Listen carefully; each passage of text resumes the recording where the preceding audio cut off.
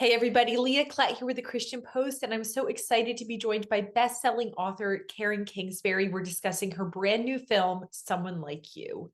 I really enjoyed Someone Like You. It really tears at the heartstrings, but it's also so sweet and so redemptive. And you self-funded this film after a good bit of prayer. So talk to me about bringing this story to the big screen and what that process sort of looked like. Well, we'd seen several things made on my books and like Hallmark movies and TV shows, and it's been great. And we feel very blessed and thankful. I want to say that. But it was never quite the movie that God put on my heart when He gave me the story in the first place.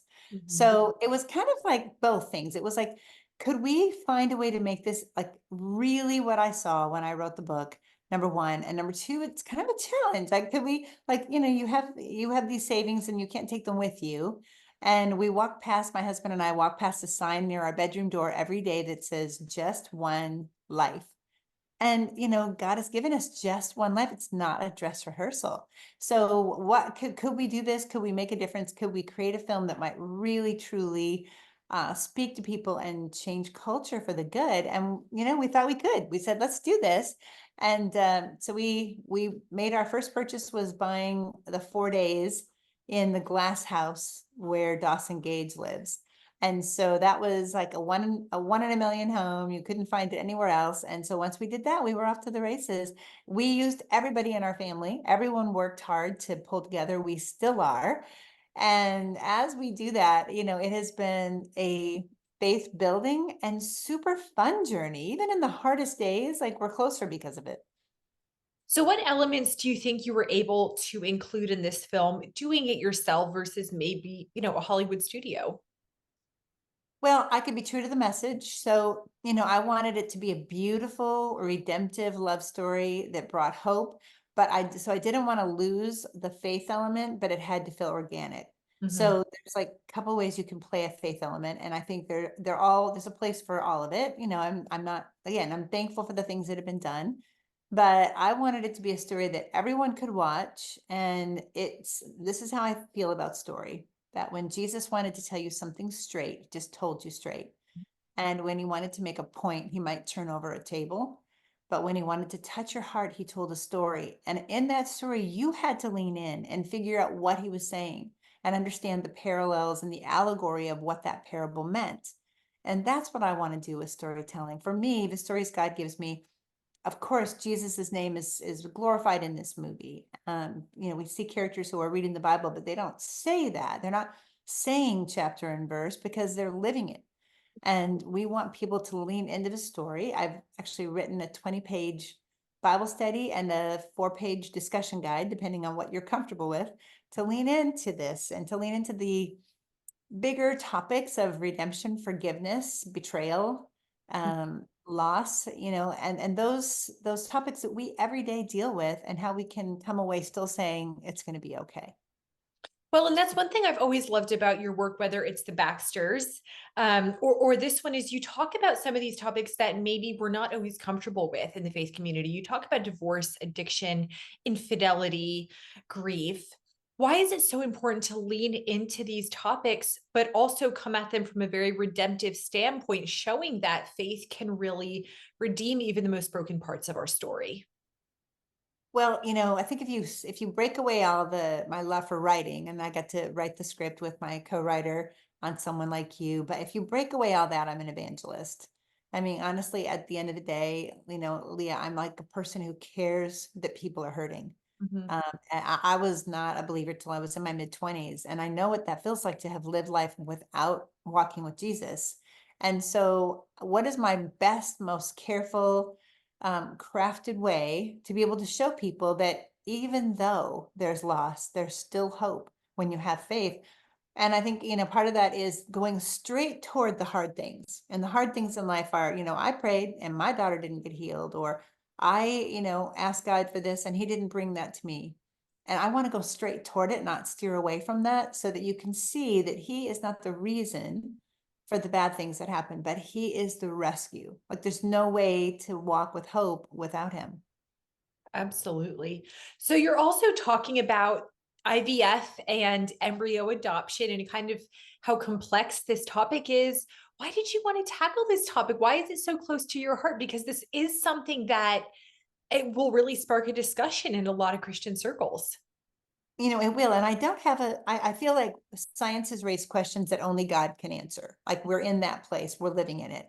And it gets more so that way all the time. And of course, there are lines that I believe never should be crossed. But, with each individual family looking to have a child or having done IVF and having leftover embryos, everybody's story is different. So this is one family's story. It kind of doesn't, I didn't have any like kind of message or heavy-handed sort of moral message to take away, more just like, okay, like this family believed strongly, and I believe strongly as well, that an embryo is life. That's a life. That's not a sperm or an egg. That's an embryo. That's a you've got the life started. It's 4 cells, but it's a life.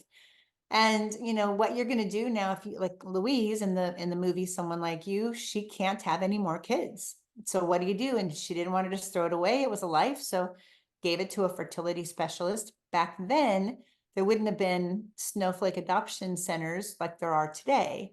So today, if you can't get pregnant the way if you're ever having fertility issues, you can have an embryo implanted and you can experience giving birth. And it's a beautiful thing that you could rescue an embryo. So I didn't know about any of this until about 4 or 5 years ago, before I wrote the book. And I met a woman who had three triplets, that were running around behind her, and they were all embryo adopted babies. And I had no idea that there are, nearly 1 million embryos on ice in deep cryopreservation waiting to be adopted. So we have this organization, we have this foundation in our family called the One Chance Foundation. And the One Chance Foundation gives grants. We support it. So it's 100% of the money that comes in goes to adoption grants. And that's international, domestic. So adoption's always been close. We've adopted 3 kids from Haiti back in 2001. But what we've started doing now is we give grants for embryo adoptions too. And, at KarenKingsbury.com, you could find my foundation and you can see photos of families that weren't looking to fill a hole. They were looking to rescue an embryo. So I think, it's very applicable to today. Obviously, you have the Alabama Supreme Court weighing in, on embryos being people, and it sparks a lot of discussion. And I'm not meaning for it to be anything political at all. I obviously didn't know that was coming. But I do want people to really take that moment to look deeper into this subject and see how they might be able to be someone who can make a difference. What type of responses have you heard from people who have read this story and who have been personally impacted by it? Because I'm pregnant with a 4th child right now, and just watching it, I think it's very impactful, whether you are a birth parent or an adoptive parent. Yeah, I heard a lot from people when I wrote the book. Someone Like You came out in 2020, and it was COVID and pandemic and all those things. And there were a lot of people who, were really encouraged by it, and it gave them a new perspective on life and on what's going on with IVF. I think one thing with IVF, we probably need to curtail how many embryos are made at once. Like there are some people who are a little out of control making so many embryos, and then kind of genetically picking which ones might be better or stronger. That's where you really get into some, things that I think might need to be litigated to be able to kind of put some caps on it. But what I'm hearing from people who watch the movie is that they're finding healing. And that might be healing from a loss that they had, or it might be these complicated adoptive issues.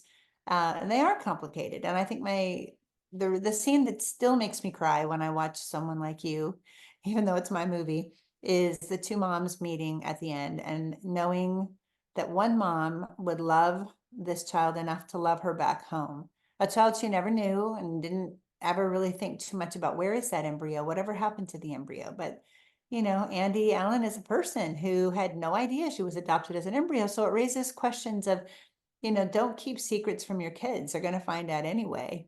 So find that timing and that tactful way to be able to share with them so that they understand where you're coming from and don't have that breaking point like we see in this movie. Well, speaking of, you created this film with your son, Tyler Russell, who it's also his directorial debut, right? Yes, it is. Yeah. What was that collaborative process like, especially when you're dealing with topics of parents and children? It was so fun. It's so exciting. Like we have been writing together for a while. So A Thousand Tomorrows was a 6-part series that was on PureFlix, and we wrote that series, and we wrote Maggie's Christmas Miracle together. So writing, we've written series of kids books together too, because I just don't have time to do it all. So he'll do like draft one, and then I'll come along and do a second draft over that, and then we'll meet together.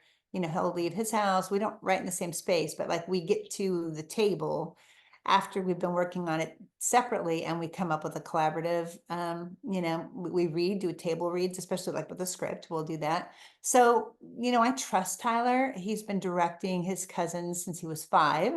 And then he studied, theater, film, and he got his degree in directing and his BFA. So he was very practiced at doing short films, that kind of thing. And I just knew he was ready. I took it to him and I said, this is a big thing because I know we're using our savings, like our family, it's like a lot's on the line, but you can't take it with you. So there's no pressure, but we just asked him to pray. My husband and I asked him to pray and see if he would have peace about doing the directing. And he jumped in. I mean, he prayed about it. And then he said, I'm all in. And he brought the lead actors, the couple, the love story couple. We got to have Dawson and Andy. Now, Andy and London are played by the same actress, which is so fun because I love it when people come up and say, wow, how'd you get 2 actresses that look so much alike? Well, that's it. You know, we get to say kudos to our hair and makeup team because they did a great job, and she did a great job on her acting. But they came in 2 weeks early before we started filming because Tyler wanted to work with them and do rehearsals with them. And that's not, a lot of times actors show up on set and it's like you got 3 hours already, go. Like you don't really get to build that chemistry. I think we see that on the screen, that they were already friends by the time they started, becoming the characters and bringing them to life. So Tyler was very, very talented at doing all this, as if he'd been doing it forever. And I was just really the proud mom that got to sit back with headphones on in Video Village and smile. And, I prayed for the process, but he had it. I didn't have to interject. I don't know how to make a movie. I have no idea, but he was ready. I love that. Well, Karen, what's your hope for the screen adaptation of Someone Like You?